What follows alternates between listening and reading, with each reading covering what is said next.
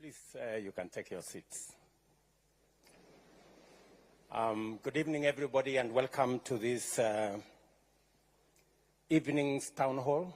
I did invite all of you so that we can have a conversation about one of the most important subjects, probably the most important subject, and that is education. It's an important subject because all of you know that education is the equalizer that makes the children of every citizen from all communities, from all walks of life, coming from all backgrounds, to be equal. Number two, education is important because as Kenya, our most important asset is our human capital. World over, you ask any international company, local and foreign, they will tell you that the Kenyan human capital is comparable to none. And number three is that education, because of its importance, we spend close to 29% of our budget on education. So it is the most important subject. All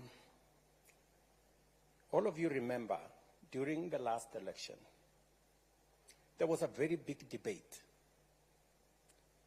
on two subjects. Number one, about CBC and where it was going. I remember in many instances, citizens were wondering what is going to happen to our children after grade 6. What's going to happen next? What's the future of CBC? The other very important subject was the status of our universities.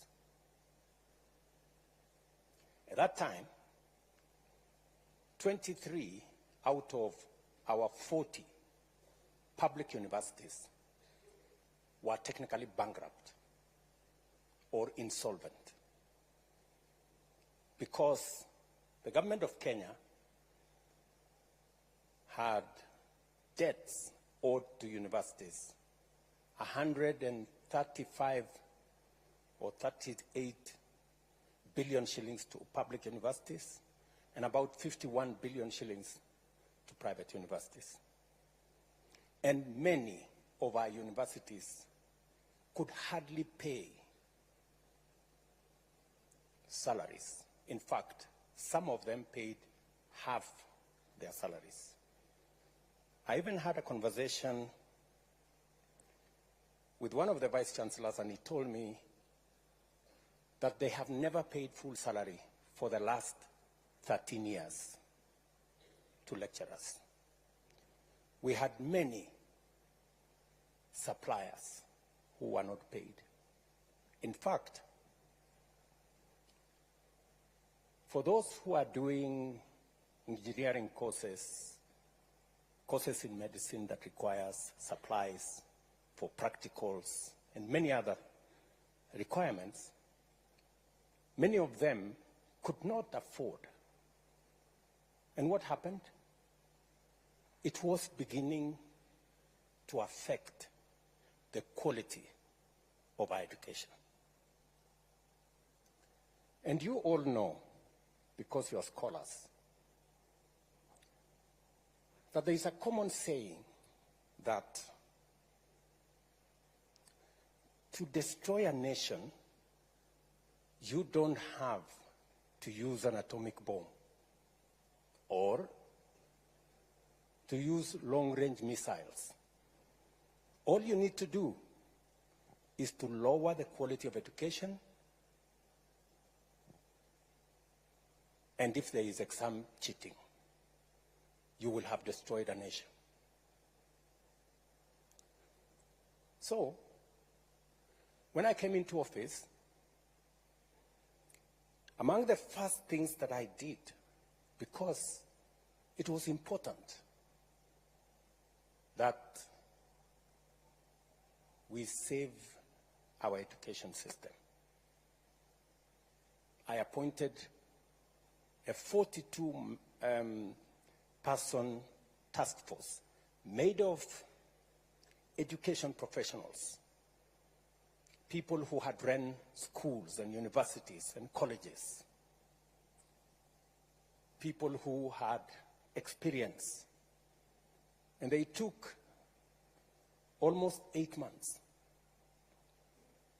And I tasked them with sorting out the issues in our education sector.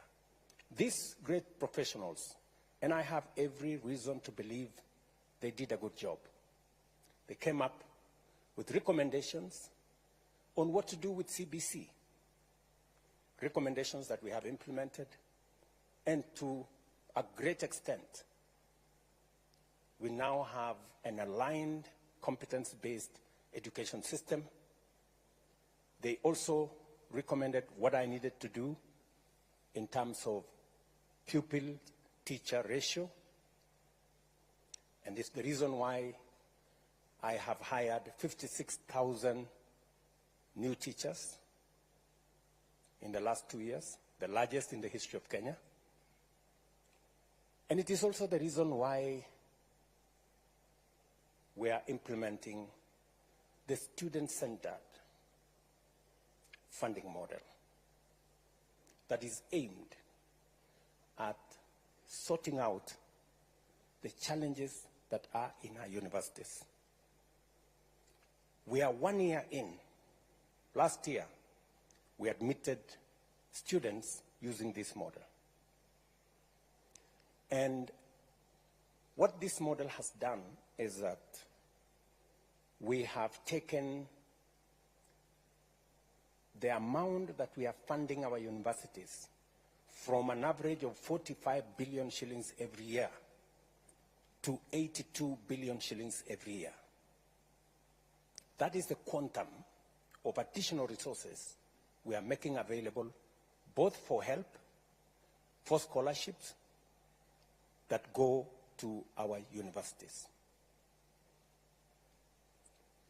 The biggest challenge that universities had was that they had inadequate funds because we promised, or government promised, that they would sponsor students, both loan and scholarship, up to 80%. But they didn't meet their end of the bargain.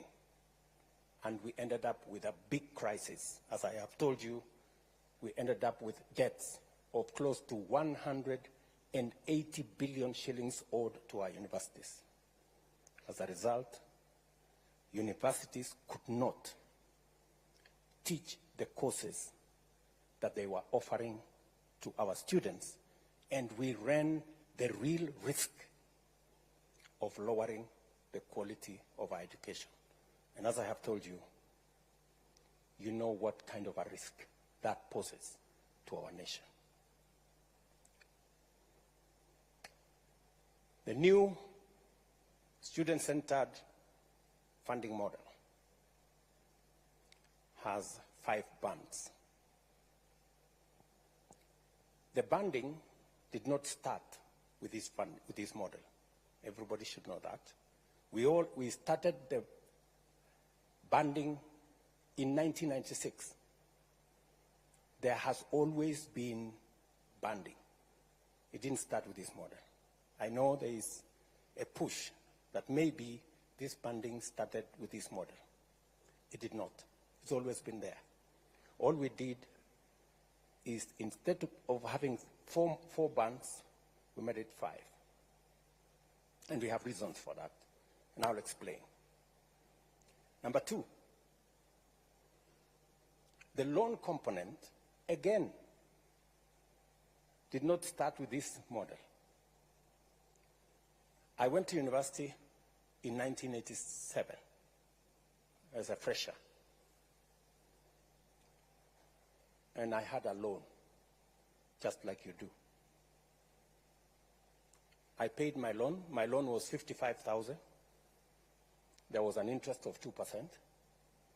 The statistics are there with the Higher Education Loans Board.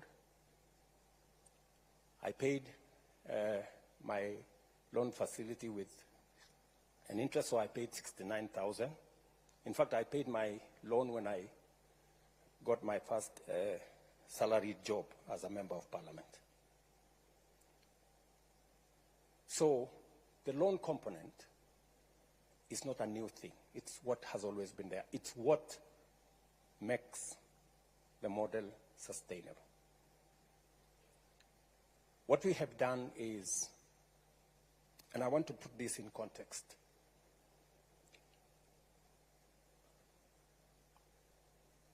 we have about 10,000 secondary schools. 3,500 secondary schools in mostly rural areas, informal settlements, marginalized areas. 3,500, they don't send a single child to university. Whole communities, whole villages don't have a single child they send to university.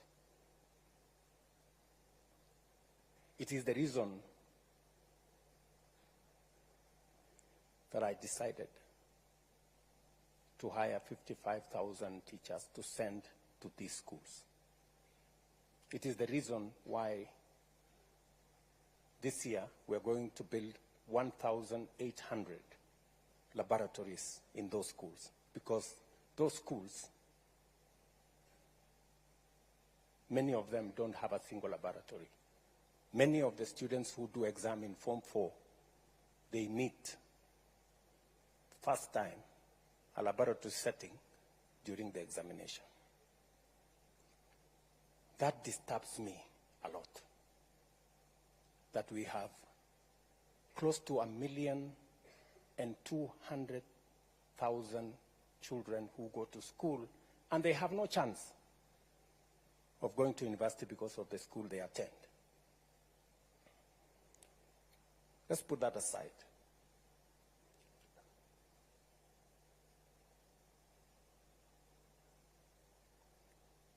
In the new funding model,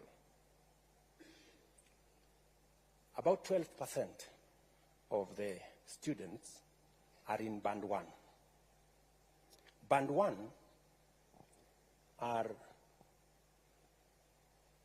straight children who are orphans. All of them, without exception, go to Band 1. Children who are associated with disability, all of them go to Band 1. Children whose parents are on cash transfer because they are classified as vulnerable, all of them go to Band 1. And students whose parents earn below 6,000 shillings a month. All those students go to Band 1. And this Band 1, we changed it slightly. Everybody used to get 80% scholarship and loan. We decided that for these kids, we raise it to 95%. From 80 to 95%, they get loan and scholarship. 70% scholarship, 25% loan, and only 5% their parents pay. And that is roughly maybe something below 5,000 shillings a semester.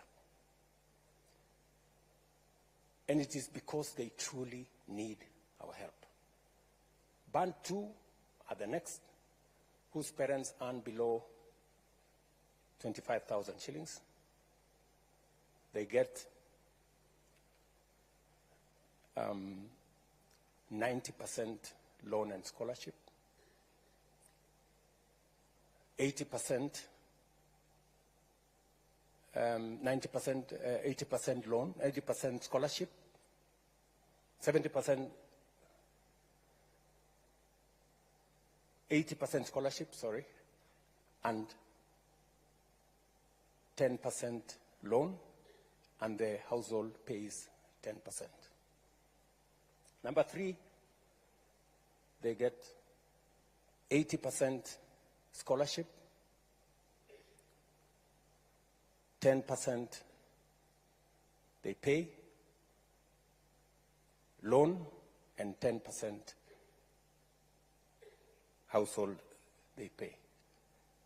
These are the 3 most important because they affect the vulnerable. The others, band 4 and band 5. These are the people whose parents earn up to 70,000 are in band 4, and in band 5, the people whose parents earn beyond 70,000. So, the assessments are being done by a means testing instrument. They are not an arbitrary figure. A means testing instrument that has been in operation since 1996. I don't know whether the people from Higher Education Loans Board are here. When did the means testing instrument come into? Is it 91 or 96? 90? 1996. That means testing instrument has been there since 1986. And it has parameters from a multi-agency approach. We have parameters from Kenya Revenue Authority. We have parameters from Kenya National Bureau of Statistics.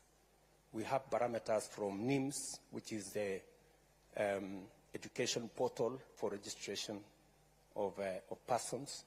We have statistics from our ecosystem that serves the registration of the vulnerable in the Ministry of Labor, and many other variables that are put together.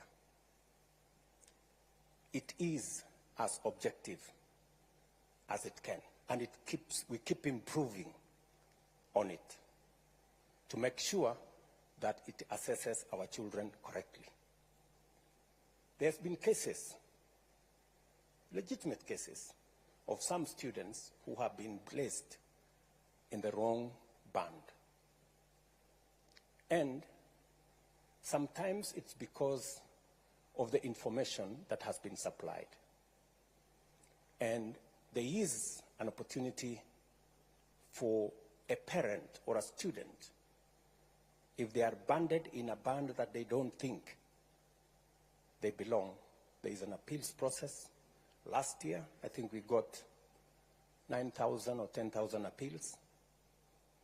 This year, we've gotten how many appeals so far? How many appeals so far?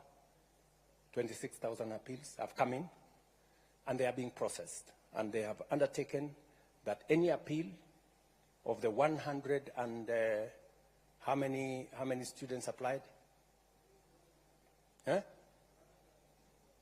134,000 students applied, 26,000 have appealed, and they are being processed. They've given me the word that the processing will take 3 weeks, and every parent or student will get their responses. Yes, sir. Especially if they have supplied information and corrected the information that's sometimes in the portal. Yes, sir. Some of the time, when students go to a cyber, and sometimes the cyber keys in information that's not correct, we end up with the wrong information, and sometimes we end up with students in the wrong band. But overall, it's a process that has been tested, it's a process that has worked, and we want to use it to take our education to the next level. Let me conclude so that I can take questions from you. Let me conclude by saying I have engaged stakeholders. I have had already 3 meetings with vice chancellors because I wanted to get feedback from them as to whether the model is working and whether the model is sustainable. In all the 3 meetings, the vice chancellors and the managers of our universities have confirmed to me that the model is working, and that together, in fact, one vice chancellor told me when he told the people in his ecosystem the model is working, he was told, yeah, it's working for the university because you can now afford to pay your suppliers and salaries, but it's not working for the student and the parent. But then I asked him, if it is working for the university belongs to the students and the parents. Or at least so I think. The other feedback that I have got from the vice chancellors is that we need to do more explaining. The students need to understand it, the parents need to understand it. And that's part of the reason why I decided to have this town hall so that we can have a conversation. I've also engaged students in different fora. They've told me their concerns. They've told me about this loan. They don't want this loan. They want it to be a scholarship. And I have told them the loan is part of what sustains this. If I didn't pay my loan, possibly you couldn't get a chance to learn. So everybody, it's a continuous process. You pay today, you learn today, you pay tomorrow so that somebody else can learn the next day, and they pay, and we all, it's a relay of sorts. They have raised issues about some of the students that are being put in the wrong bands, and I have explained to them that these are issues that we can correct.